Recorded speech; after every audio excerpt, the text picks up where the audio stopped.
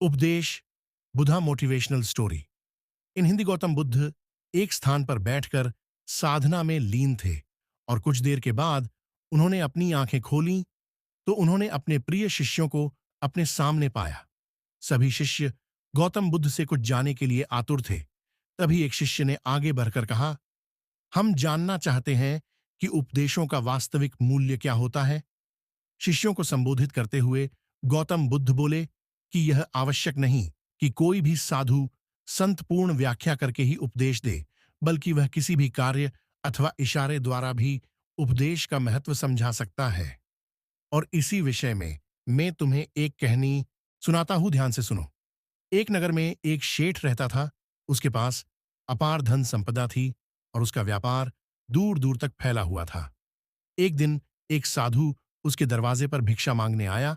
तभी शेठ ने उसे भिक्षा दी और वह साधु जाने लगा तो शेठ ने उसे रोककर कहा, महाराज, मुझे कुछ उपदेश तो देते जाए। साधु ने शेठ की तरफ देखा और बोला, हफ्ते भर बाद जब वापस आऊंगा तब उपदेश दूंगा। अपने वादे के अनुसार साधु फिर आया और शेठ उसकी ही राह देख रहा था। शेठ ने उसे देने के लिए तरह तरह के पकवान तैयार कर रखे थे। साधु ने उसके आगे अपना कमंडल कर दिया, लेकिन शेठ जैसे ही कुछ पकवान डालने लगा तभी उसका हाथ वहीं के वहीं रुक गया। शेठ बोला, महाराज, इसमें तो कूड़ा है। तो साधु ने प्रश्न भरी निगाह से उसकी तरफ देखा। तभी शेठ ने कहा, इसे साफ कर दीजिए। साधु ने उसे साफ कर दिया। शेठ ने उसमें खाने की चीजें डाल दी। जब भिक्षा लेकर साधु जाने लगा तब शेठ ने कहा, महाराज, आप तो जा रहे हैं, और क्या आप भूल गए? क्या आज अपने मुझे उपदेश देने का वचन दिया था? साधु बोला, क्या तुम्हें उपदेश नहीं मिला? तो सुनो, मेरे कमंडल में कूदा था, तब तुमने उसमें खाने की चीजें नहीं डाली, बल्कि तुमने उसे साफ करवा लिया। इसी तरह तुम्हारे अंदर काम, क्रोध, लोभ और मोह आदि ना जाने कितनी बुराइयां भरी पद्धी है। पहले उन्हें साफ करो, तब तुम कुछ पा सकोगे। शेठ को साधु के उपदेश का महत्व समझ आया और उसने उसे अपने जीवन में ढालने का निर्णय लिया। सीख। गौतम बुद्ध की शिक्षाप्रद कहानी से हमें सीख मिलती है कि हम सबके अंदर कुछ ना कुछ बुराइयां या कमी होती है।